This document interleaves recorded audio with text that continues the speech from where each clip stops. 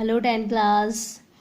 तो बच्चों हम फोर्थ चैप्टर कर रहे थे सिविक्स का, जिसका नाम था जाति धर्म और लैंगिक मसले। तो फर्स्ट पार्ट जो था इसका हमने फर्स्ट वीडियो में कवर कर लिया था। इसके बाद बच्चों सेकंड पार्ट जो बच गया था उसे कवर करेंगे। तो शुरू करते हैं सांप्रदायिकता से। सांप्रदायिकता क्या होती है, किस तरीके से समाज में इफेक्ट करती है, समाज को प्रभावित करती है। सांप्रदायिकता जब एक धर्म के विचारों को दूसरे से श्रेष्ठ माना जाने लगता है, जब एक धर्म के विचारों को दूसरे धर्म से श्रेष्ठ माना जाने लगता है और कोई एक धार्मिक समूह अपनी मांगों को दूसरे समूह के विरोध में खड़ा करने लगता है और कोई एक धार्मिक समूह अपनी मांगों को दूसरे समूह के विरोध में खड़ा करने लगता है। इस प्रक्रिया में जब राज्य अपनी सत्ता का इस्तेमाल किसी एक धर्म के पक्ष में करने लगता है तो स्थिति और भी विकट होने लगती है। इस प्रक्रिया में जब राज्य अपनी सत्ता का इस्तेमाल किसी एक धर्म के पक्ष में करने लगता है तो स्थिति और भी ज़्यादा भयानक होने लगती है। राजनीति से धर्म को इस तरह जोड़ना ही सांप्रदायिकता है, या फिर कम्युनलिज्म बोल सकते हैं इसे। सांप्रदायिकता है या कम्युनलिज्म है।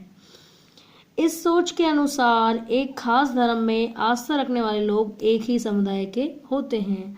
तो एक खास धर्म में आस्था रखने वाले लोगों की जो कम्युनिटी होगी वो एक ही होगी। सांप्रदायिक सोच जब ज़्यादा आगे बढ़ने लग जाती है तो उसमें यह विचार जुड़ने लगता है कि दूसरे धर्मों के अनुयायी एक राष्ट्र में समान नागरिक के तौर पर नहीं रह सकते। इस मानसिकता के अनुसार या तो एक समुदाय के लोगों को दूसरे समुदाय के वर्चस्व में रहना होगा या फिर उनके लिए अलग राष्ट्र बनाना होगा। ठीक है, तो बच्चों कहने का मतलब ये है कि जब एक संप्रदाय अपने विचारों को सर्वश्रेष्ठ मानना शुरू कर देता है और दूसरे धर्म के विचारों को या दूसरे धर्म को हीन मानना शुरू कर देता है तो देश में सांप्रदायिकता की भावना शुरू हो चुकी होती है। और यही सांप्रदायिकता की भावना उस समय उस चरम पर पहुंच जाती है जब सांप्रदायिक दंगे भड़कने शुरू हो जाते हैं। ठीक है, जब एक देश के जो धर्म होता है, एक देश का एक धार्मिक गुट दूसरे धार्मिक गुट से आपस में भिड़ जाता है तो इसका मतलब सांप्रदायिक दंगे शुरू होने वाले होते हैं।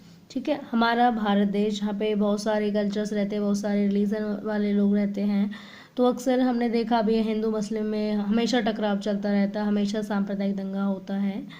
ठीक है, अब सांप्रदायिकता राजनीति में अनेक रूप धारण कर सकती है। अब सांप्रदायिकता और राजनीति का आपस में क्या कनेक्शन है और सांप्रदायिकता राजनीतिक रूप कैसे धारण कर सकती है। सांप्रदायिकता की आम अभिव्यक्ति दैनिक जीवन में ही दिखती है। इनमें धार्मिक पूर्वाग्रह, धार्मिक समुदायों के बारे में बनी बनाई धारणाएं और एक धर्म को दूसरे धर्म से श्रेष्ठ मानने की मान्यताएं भी शामिल हैं। ये चीज़ें इतनी आम होती हैं कि अक्सर हम उन पर ध्यान नहीं देते, जबकि ये हमारे अंदर ही बैठी होती हैं। तो बच्चों जरा समझने की कोशिश करना, इसमें लिखा क्या है। सांप्रदायिकता की आम अभिव्यक्ति दैनिक जीवन में ही दिखती है, यानी कि हमारी जो डेली लाइफ होती है हम उसमें खुद जो है सांप्रदायिकता को धारण करते हैं। वो किस तरीके से धारण करते हैं। धार्मिक पूर्वाग्रह, धार्मिक समुदाय के बारे में बनी बनाई धारणाएं और एक धर्म को दूसरे धर्म से श्रेष्ठ मानने की मान्यता। मतलब कई बार हम भी अपने मन में ये सोच कर चलते हैं हमारा धर्म तो बहुत अच्छा है, हमारे धर्म में तो ये चीज़ें होती हैं, ये होती हैं, आपके धर्म में दूसरे धर्म में तो नहीं होती। तो इस तरीके की छोटी छोटी भावनाएं होती है, ये भी सांप्रदायिकता को ही बढ़ावा देती हैं। दूसरा, सांप्रदायिक सोच अक्सर अपने धार्मिक समुदाय का राजनीतिक प्रभुत्व स्थापित करने की फिराक में रहती है। जो लोग बहुसंख्यक समुदाय के होते हैं उनकी यह कोशिश बहुसंख्यकवाद का रूप ले लेती है। अल्पसंख्यक समुदाय में यह विश्वास अलग राजनीतिक इकाई बनाने की इच्छा का रूप ले लेती है। एग्जाम्पल बता दूँ, अपना इतिहास से एग्जाम्पल उठाते हैं कि जैसे मुस्लिम लीग बनती है 1906 में, उसी के बाद हिंदू महासभा भी 1915 में बनती है। ठीक है, जब एक संगठन, एक धर्म के व्यक्ति संगठन बनाते हैं तो दूसरे धर्म को ऐसे लगता है कि इन्होंने तो संगठन बना लिया एकजुट होने के लिए, अपने धर्म का विकास करने के लिए, हमें भी ज़रूरत है अपने धर्म के लिए संगठन बनाने की। ठीक है, तो इस तरीके की जो भावना होती है जब बहुसंख्यक वाले लोग समुदाय बनाते हैं, ठीक है, तो दूसरा जो अल्पसंख्यक समुदाय होता है तो उनके अंदर भी ये राजनीतिक इकाई बनाने की इच्छा जागृत हो जाती है। सांप्रदायिक आधार पर राजनीतिक गोलबंदी सांप्रदायिकता का दूसरा रूप है। सांप्रदायिक आधार पर राजनीतिक गोलबंदी मतलब राजनीतिकता के रूप से इकट्ठा होना। सांप्रदायिक आधार पर राजनीतिक गोलबंदी सांप्रदायिकता का दूसरा रूप है। इसमें धर्म के पवित्र प्रतीकों, धर्म गुरुओं, भावनात्मक अपील और अपने लोगों के मन में डर बैठाने जैसे तरीकों का उपयोग बहुत आम है। चुनावी राजनीति में एक धर्म के मतदाताओं की भावनाओं या हितों की बात उठाने जैसे तरीके अक्सर अपनाए जाते हैं।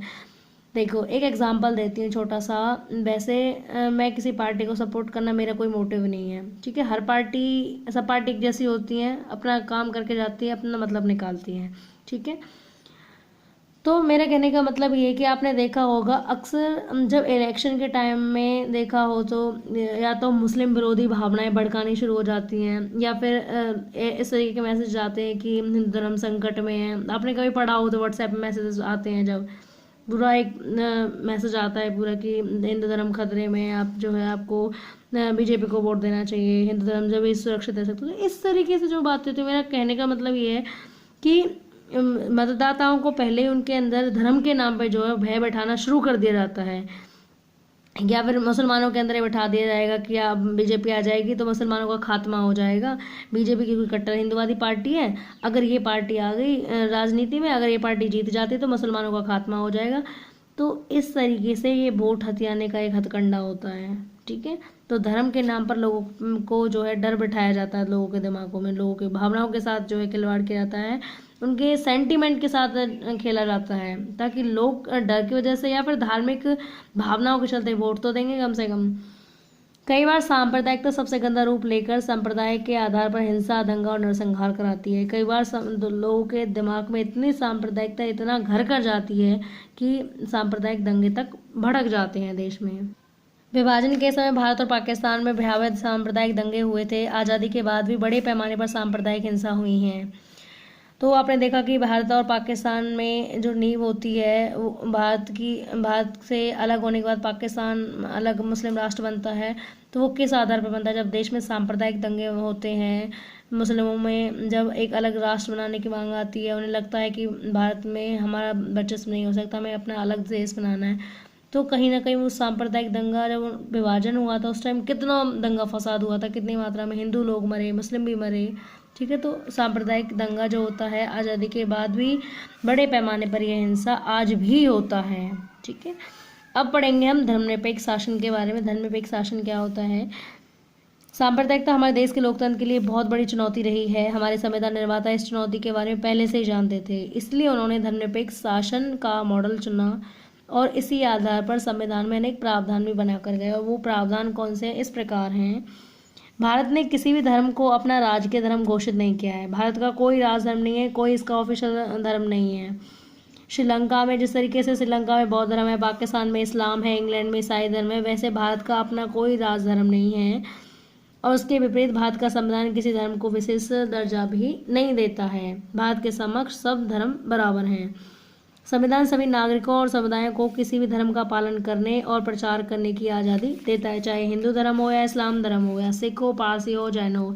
हर धर्म अपना प्रचार प्रसार कर सकता है और यहाँ तक कि कन्वर्जन करने यानी कि धर्मांतरण करने, धर्मांतरण को बोलते हैं धर्म परिवर्तन करने की भी इजाज़त देता है। अगर एक व्यक्ति को लगता है कि उसे हिंदू धर्म में रहकर उसकी आवश्यकताएं पूरी नहीं हो रही हैं, या फिर हिंदू धर्म में से उसे हिंदू धर्म में नहीं रहना, दूसरा धर्म अपनाना है, इस्लाम धर्म अपनाना है या क्रिश्चियनिटी अपनानी है या फिर सिख धर्म में जाना है, तो वो अपना धर्म बदल सकता है। तो नागरिकों को संविधान में प्रावधान रखा गया है, नागरिकों को अपना कोई भी धर्म मानने की आज़ादी है, उसका प्रचार प्रसार करने, उसको बढ़ावा देने की भी आज़ादी है। इसके साथ ही संविधान धार्मिक समुदायों में समानता को सुनिश्चित करने के लिए शासन को धार्मिक मामलों में दखल देने का अधिकार देता है। संविधान धार्मिक समुदायों में समानता सुनिश्चित करने के लिए शासन को धार्मिक मामलों में दखल देने का अधिकार देता है, जैसे छुआछूत की इजाज़त नहीं देता हमारा संविधान। देखो बच्चों, आपको अच्छे से पता है कि हमारे हिंदू धर्म में कितनी सारी कास्ट सिस्टम है, ठीक है। और कास्ट सिस्टम तो है ही, इसके साथ अनटचेबिलिटी भी मौजूद है, और अनटचेबिलिटी जैसी भयानकता से आप परिचित हैं, भली बात है, इसको बताने की जरूरत नहीं है अपने शब्दों में, ठीक है। तो जब ये छुआछूत जैसी जो व्यवस्था है जो जाति हमारे हिंदू धर्म में मौजूद हैं, उसकी हमारा संविधान इजाज़त नहीं देता कि छुआछूत के नाम पे किसी व्यक्ति से आप जो है छूत छात का या फिर ऊंच नीच का या फिर वो शूद्र है इस तरीके का जो है आप बिहेव नहीं कर सकते किसी के साथ। ठीक है, तो जब धर्म किसी के प्राणों का संकट बन जाए उस समय हमारा जो सरकार होती है हस्तक्षेप कर सकती है। ठीक है, संविधान ने ये राइट दे रखा है। जाति और राजनीति, जातिगत असमानताएं क्या होती हैं? लिंग और धर्म पर आधारित विभाजन तो दुनिया भर में है, परंतु जाति पर आधारित विभाजन सिर्फ भारतीय समाज में ही देखने को मिलता है। सभी समाजों में कुछ सामाजिक असमानताएं और एक न एक तरह का श्रम का विभाजन भी जरूर मौजूद होता है। एक जाति समूह के लोग एक या मिलते जुलते पेशों के तो होते ही हैं, साथ ही उन्हें एक अलग सामाजिक समुदाय के रूप में भी देखा जाता है। ठीक है बच्चों, तो आपने देखा होगा कि कहीं पर भी इतने कास्ट नहीं मिलेंगे जितने कास्ट भारत में मौजूद हैं। रिलीजन तो देखने को मिल जाएंगे, ब्रांचेस भी देखने को मिल जाएंगी रिलीजन की, बट जो कास्ट है, जो जाति व्यवस्था है, वर्ण सिस्टम जो है, ये आपको सिर्फ भारत में देखने को मिलेगा। ठीक है, अगर मान लो हमारे यहाँ जाति का जो संपर्क है वो पेशे से है, कहने का तात्पर्य ये है कि जाति पेशे से जुड़ी है। जैसे कि जो चमड़े का काम करता है वो चमार हो गया, जो कुम्हार, जो घड़े वगैरह मटके वगैरह बनाने का काम करता है वो कुम्हार हो गया, सोने का काम करने वाला सुनार हो गया। तो इस तरीके से जो पंडित वगैरह का काम करता है या वेदों का उच्चारण करता है वो पंडित हो गया। तो इस तरीके से मतलब पेशे के आधार पर अगर हम प्राचीन इतिहास को उठाकर देखते हैं तो जाति का उद्भव भी इसी तरीके से हुआ था। पहले तो 4 वर्ण थे, ब्राह्मण क्षत्रिय वैश्य शूद्र, भगवान ने 4 वर्ण बनाए। हालांकि डॉक्यूमेंट्स में जो लिखा है, शास्त्रों में जो लिखा है, यही बताते हैं कि 4 वर्ण हैं, ब्राह्मण क्षत्रिय वैश्य शूद्र। उसके बाद जो है उत्तर वैदिक काल में यही पेशे के आधार पर ये जो 4 वर्ण हैं, 4 वर्ण से हट करके जातियाँ, कास्ट व्यवस्था, जो कास्ट सिस्टम है, ये आना शुरू हो जाता है। ठीक है, और ये जातियाँ किससे बनती हैं? ये जातियाँ बनती हैं पेशे से। जो जिस पेशे को अपनाता था उसी पेशे से जाति निकल करके आती थी। ठीक है, तो ये जाति का जो संबंध है वो मिलते जुलते पेशे से होते हैं और जिसमें एक ही कम्युनिटी के लोग रहते हैं। जैसे कि जो कुम्हार, जो मटके बनाने का काम करता है उसमें कुम्हार होते हैं और कुम्हार ही कम्युनिटी के लोग मिलेंगे। ठीक है, जिनमें आपस में जो है एक कम्युनिटी के लोग अपनी कम्युनिटी में शादी कर सकते हैं, दूसरी जाति में शादी नहीं कर सकते। जाति बिरादरी इतनी सख्त होती है कि अगर कोई मान लो हरिजन कास्ट का है और दूसरा सवर्ण वर्ग है, ठीक है, उसमें विवाह नहीं कर सकता दोनों आपस में। तो जाति व्यवस्था में ये अभी भी एक जो विरोधाभास है ये अभी भी मौजूद है। वर्ण व्यवस्था अन्य जाति समूहों से भेदभाव और उन्हें अपने से अलग मानने की धारणा पर आधारित है। जैसा कि आप जानते हैं कि 4 वर्ण थे, जैसे कि हमने अभी आपको बताया, ब्राह्मण क्षत्रिय वैश्य शूद्र। ठीक है, जिसमें ब्राह्मण क्षत्रिय और वैश्य इन तीनों को अपर माना गया है, सबसे ऊंचा माना गया है, जबकि जो नीचे जो शूद्र आता है उसको सबसे निम्न स्थान दिया गया है।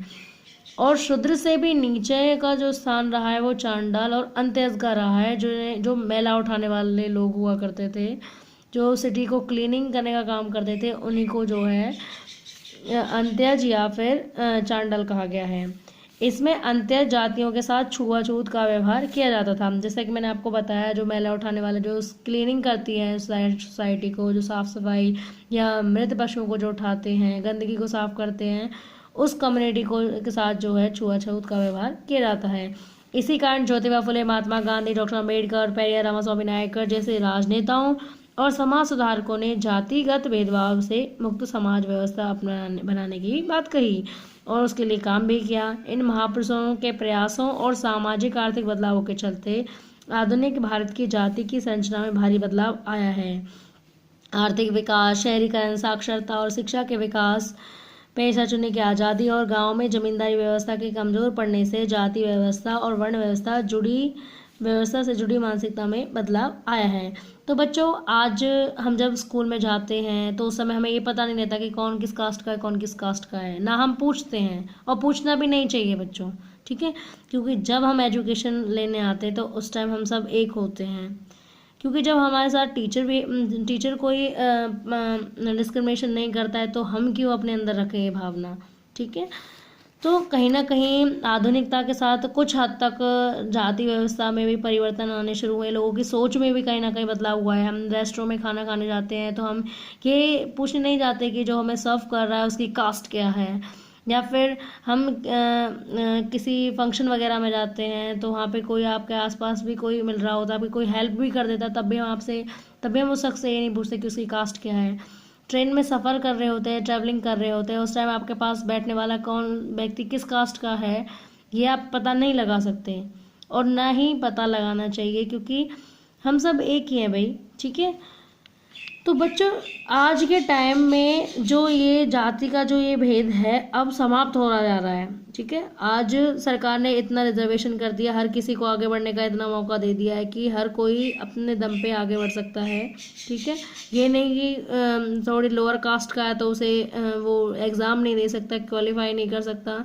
तो जितनी भी बाउंडेशन है उन लोगों के लिए सब खत्म की जा चुकी हैं, ठीक है। तो मेरा कहने का मतलब यही है कि आधुनिक समय में आने के साथ साथ जाति व्यवस्था में थोड़ा, भले ही थोड़ा हुआ है परिवर्तन, थोड़ा चेंजमेंट हुआ है, पर हुआ है पिछले की अपेक्षा में, पिछले की टाइम की तुलना करते हैं तो, ठीक है बच्चों। अच्छा, तो आर्थिक विकास, शहरीकरण, साक्षरता और शिक्षा विकास, पेशा चुनने की आज़ादी, गांव में जमींदारी व्यवस्था के कमजोर पड़ने से जाति व्यवस्था और वर्ण व्यवस्था से जुड़ी मानसिकता में बदलाव आया है। हालांकि बदलाव पूरी तरीके से नहीं आया है, क्योंकि ज़्यादातर लोग अपने ही कबीले में शादी करते हैं और छुआछूत की भी समाप्ति भी पूरी तरह से नहीं हुई है। अभी भी आपने देखा होगा कि गटर साफ करने के लिए जो शेड्यूल कास्ट के लोग होते हैं उन्हीं को बुलाया जाता है, जो मैला उठाने वाला जो वर्ग होता है उन्हीं को आमंत्रित किया जाता है। तो अभी भी कहीं ना कहीं ये जो कुरीतियाँ हैं, कुप्रथा अभी भी मौजूद हैं। अब पढ़ेंगे राजनीति में जाति। सांप्रदायिकता एक तरह है, जातिवाद भी इसी मान्यता पर आधारित है कि जाति की सामाजिक समुदाय के गठन का एकमात्र आधार है। एक जाति के लोग एक सामाजिक समुदाय का निर्माण करते हैं और उनके हित भी एक जैसे होते हैं और उनका दूसरी जाति से कोई मेल नहीं होता है। पढ़ेंगे अब राजनीति में जाति अनेक रूप कैसे ले सकती है। सबसे पहले, जब पार्टियां चुनाव के लिए उम्मीदवारों के नाम तय करती हैं तो चुनाव क्षेत्र के मतदाताओं की जातियों का हिसाब ध्यान में रखा जाता है ताकि उन्हें चुनाव जीतने के लिए जरूरी वोट मिल सके। सरकार गठन के समय भी राजनीतिक दल इस बात का ध्यान रखते हैं कि विभिन्न जातियों और कबीलों के लोगों को उचित जगह दी जाए। तो पहले ही जो है देख लिया जाता है कि जनसंख्या किसकी ज़्यादा है, कौन सी जाति की जनसंख्या ज़्यादा है, तभी तो वोट को ध्यान में रखा जाता है। सेकंड पॉइंट है राजनीतिक पार्टियां और उम्मीदवार समर्थन हासिल करने के लिए जातिगत भावनाओं को उकसाते हैं। कुछ दलों को कुछ जातियों के मददगार और प्रतिनिधि के रूप में भी देखा जाता है। तो लोगों को जाति के आधार पर भड़काया जाता है, जातिगत उनकी भावनाओं का फायदा उठाया जाता है। सार्वभौमिक वैश्विक मताधिकार मतलब हर वो व्यक्ति, प्रत्येक व्यक्ति जो भारत का नागरिक है, प्रत्येक वो व्यक्ति जो भारत का नागरिक है और 18 वर्ष की आयु पूरा कर चुका हो, उसे वोट डालने का अधिकार है, वही होता है सार्वभौमिक वैश्विक मताधिकार। और एक व्यक्ति एक वोट व्यवस्था ने राजनीतिक दलों को विवश किया है कि वे राजनीतिक समर्थन पाने और लोगों को गोलबंद करने के लिए सक्रिय हों, जिससे उन जातियों के लोगों में नई चेतना पैदा हुई है जिन्हें अभी तक छोटा और नीच माना जाता था। जैसे कि आज दलित कम्युनिटी के लोग भी आगे आए हैं, उन्होंने भी अपनी अपनी लोकल पार्टीज बनाना शुरू किया है, ठीक है। देश के किसी भी एक संसदीय चुनाव क्षेत्र में किसी एक जाति के लोगों का बहुमत नहीं है। देश के किसी भी एक संसदीय चुनाव क्षेत्र में किसी एक जाति के लोगों का बहुमत नहीं है, इसलिए हर पार्टी और उम्मीदवार को चुनाव जीतने के लिए एक जाति और एक समुदाय से ज़्यादा लोगों का भरोसा हासिल करना पड़ता है। तो बच्चों, ऐसा नहीं है कि आप एक पार्टी एक ही कास्ट के लोगों का दिल जीत लेती है और उसके बाद उसी की वोट हासिल करने के बाद वो अपनी सरकार बना लेगी, ऐसा नहीं है। अगर उन्हें सरकार बनानी है तो एक से अधिक जातियों को ध्यान में रखना होगा, अधिक जातियों का सम्मान भी करना पड़ेगा उन्हें, ठीक है। क्योंकि वोट अगर हासिल करनी है ज़्यादा से ज़्यादा तो सभी जातियों का दिल जीतना पड़ेगा, उन्हें सभी का भरोसा हासिल करना होगा। नेक्स्ट पॉइंट है हमारा, अगर किसी चुनाव क्षेत्र में एक जाति के लोगों का प्रभुत्व माना जा रहा है तो अनेक पार्टियां उसी जाति का उम्मीदवार खड़ा करती हैं। मान लीजिए कि एक एरिया हो गया, उसमें पंडित लोग ज़्यादा हो गए, ठीक है। तो क्या करेंगी पॉलिटिकल पार्टीज, एक पंडित का ही एक व्यक्ति को खड़ा कर देंगी, उसी को उम्मीदवार बना कर खड़ा कर देंगी ताकि पंडितों की जितनी भी वोट होगी उस व्यक्ति को जाए, ठीक है, क्योंकि लोगों के अंदर ये भावना है कि भाई अगर पंडित का खड़ा होगा तो हमारी भी सुनेगा, पंडितों की सुनेगा। तो ये क्या है ये, तो राजनीतिक पार्टी इसी चीज़ का फ़ायदा उठाती हैं कि जिस जिस क्षेत्र में जिस जाति के लोगों की संख्या ज़्यादा होगी उसी का एक कैंडिडेट को वो खड़ा कर देती हैं, ताकि उस जाति की सारी वोट उस कैंडिडेट को चली जाएं। हमारे देश में सत्तारूढ़ दल वर्तमान सांसदों और विधायकों का अक्सर हार का सामना करना पड़ता है, और अगर जातियों और समुदायों की राजनीतिक पसंद एक ही होती तो ऐसा संभव नहीं हो पाता। ठीक है, नेक्स्ट पॉइंट है, कोई भी पार्टी किसी एक जाति या समुदाय के सभी लोगों का वोट हासिल नहीं कर सकती। कोई भी पार्टी किसी एक जाति या समुदाय के सभी लोगों का वोट हासिल नहीं कर सकती। जब लोग किसी जाति विशेष को किसी एक पार्टी का वोट बैंक कहते हैं तो इसका मतलब यह होता है कि उस जाति के ज़्यादातर लोग उस पार्टी को वोट देते हैं। देखो बच्चों, ये तो इम्पॉसिबल ही है कि सभी लोगों की सोच एक जैसी हो या सभी लोग जो है एक ही व्यक्ति को लाइक करें। ठीक है, क्योंकि हर किसी वर्ग में अमीर गरीब दो तबके होते हैं। अमीर अपने हिसाब से वोट करता है, गरीब अपने हिसाब से वोट करता है, अपनी ज़रूरत के हिसाब से वोट करता है कि उसकी कितनी ज़रूरतों को उस पार्टी ने पूरा किया है। ठीक है, तो कई बार ऐसा होता है कि एक ही कम्युनिटी के लोग जो हैं एक पार्टी को वोट करते हैं तो उस कम्युनिटी को उस पार्टी का वोट बैंक कहा जाता है। अतः स्पष्ट है कि चुनाव में जाति की भूमिका महत्वपूर्ण होती है। मतदाता जितना जुड़ाव अपनी जाति से रखता है उससे कहीं अधिक जुड़ाव राजनीतिक दल के साथ रखता है। एक जाति या समुदाय के अंदर अमीर गरीब लोगों के हित भी अलग अलग होते हैं। अब जाति के अंदर राजनीति, अब तक हमने पढ़ा था कि राजनीति में जाति, अब जाति के अंदर भी राजनीति होती है। अभी तक हमने राजनीति में जाति की क्या भूमिका होती है ये पढ़ा। अब राजनीति जातियों को राजनीति के अखाड़े में लाकर जाति व्यवस्था और जातिगत पहचान को प्रभावित करती है। किस तरीके से प्रभावित करती है ये हम इन पॉइंट्स के जरिए समझेंगे। पहला, हर जाति खुद को बड़ा बनाना चाहती है, इसलिए पहले वह अपने समूह की जिन उपजातियों को छोटा या नीचा बताकर अपने से बाहर रखना चाहती थी अब उन्हें अपनी साथ लेने की कोशिश करती है।